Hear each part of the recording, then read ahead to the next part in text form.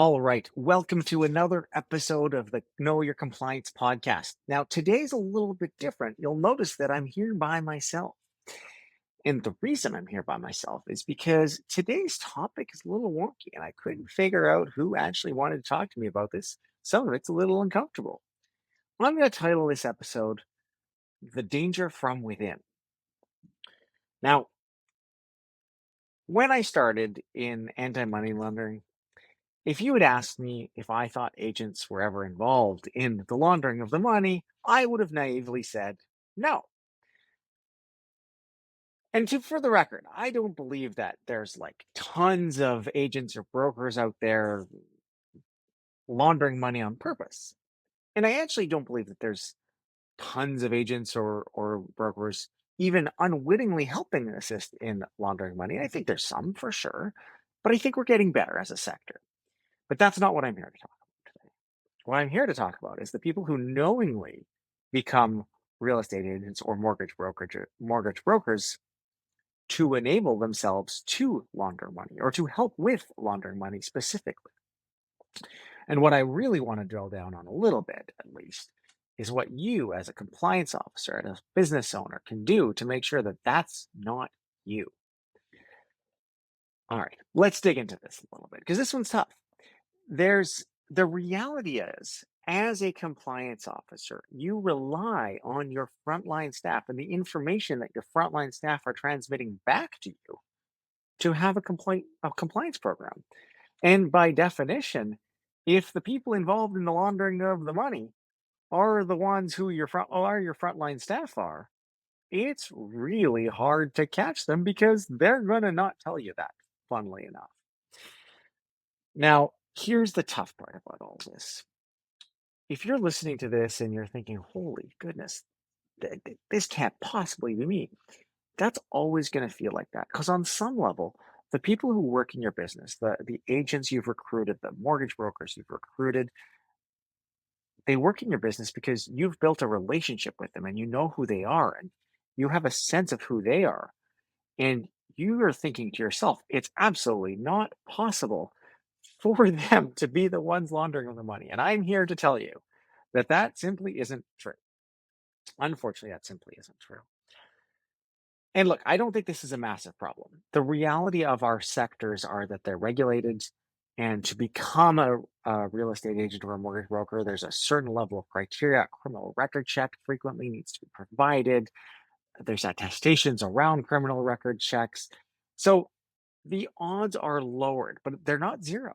And as with all things around anti money laundering, if we take a risk based approach to this, we have to acknowledge that there is a possibility that somebody at your business, somebody working in your business who you've recruited, you've trained, and you've built a relationship with, might be actually using your business to launder money.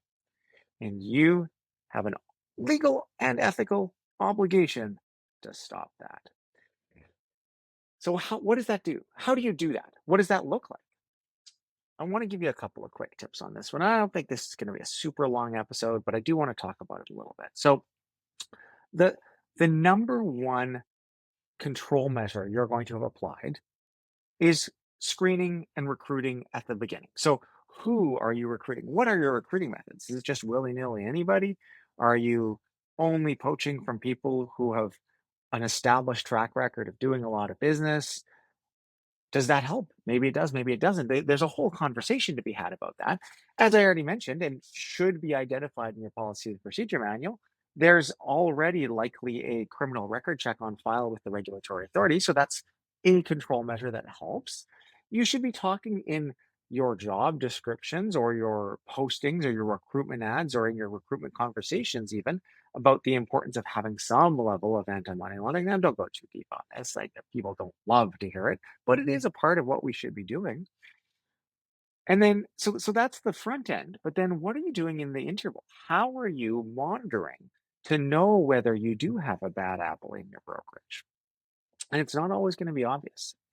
We had a situation recently whereby the only way it came up was because of a really well done effectiveness review that showed a pattern of behaviors. That's the only way. It The individual transactions looked perfectly reasonable. The agent was producing at a reasonable volume. Nothing bonkers, nothing terrible. The deals themselves looked fine, but it was only when they were taken on aggregate that we thought, oh, this might be a problem and we need to look into this further. And just as soon as we looked into it further, we realized that there was a problem, that this was likely, and we don't know for sure, by the way, but we were certainly at the reasonable grounds to suspect that money laundering was happening here and a suspicious transaction report had to be filed. So I want to really double click on that a little bit. Transaction monitoring is important, and this is one of the reasons transaction monitoring is important. It's only when you start to look at the aggregate of your transactions that you're going to notice patterns of behaviors, either within your business or in some cases within your one agent or one broker. What else can you do? Well, adverse media searching. Do you currently have a program on adverse media searching your own people?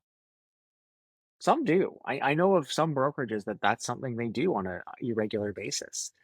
I've heard so far as some agent or some businesses will actually set up a Google search, an automatic Google search on everybody who works in the business. So as soon as there's a news article about that person pops up, it's not a terrible idea. Is that something you're doing? Maybe it's something you should be. Okay, so if you're doing enhanced transaction monitoring, you're actually paying attention to your transactions and you're noticing the patterns, that might help. But what else is there? Yeah, adverse media. That's a great other tool. What else could you be doing? Well, honestly, training. And so many of my answers always come back to training, but training is helpful. And here's how training is helpful. Obviously, you're not going to train the agent out of money laundering. That's why they started. But training your conveyancing staff, training your reception desk, training the people who interact with this person on indicators. Maybe that's helpful. That's somewhere that you have a fresh set of eyes who have a different perspective on their operations than you do. And they might be able to alert you to something long before that effectiveness review enhanced transaction monitoring piece kicks in. So that's a really important thing. And then ultimately, at the end of the day, building relationships with people and actually understanding who they are and knowing that what else they do in their lives.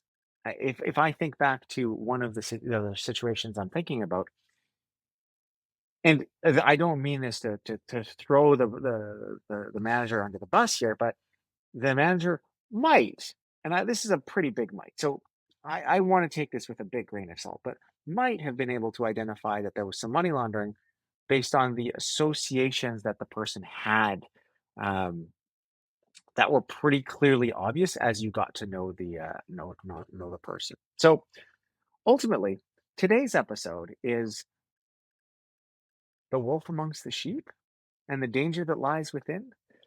And I want to really cause you as a compliance officer in your business to think about what systems do you have that would cause you to know that somebody who works for you was actually involved in and enabling money laundering and was aware of it. Whole different set of things to consider and to think about. I do hope that this has been a helpful episode. I look forward to chatting again in the future. Take care. Thanks for tuning in to another episode of the Know Your Compliance podcast. If you'd like more information about our guests, have a story idea, or want to be a guest, please reach out to hello@kycpodcast.com. If you want to discuss your anti-money laundering compliance needs with a member of the Really Trusted team, go to www.reallytrusted.com/consult.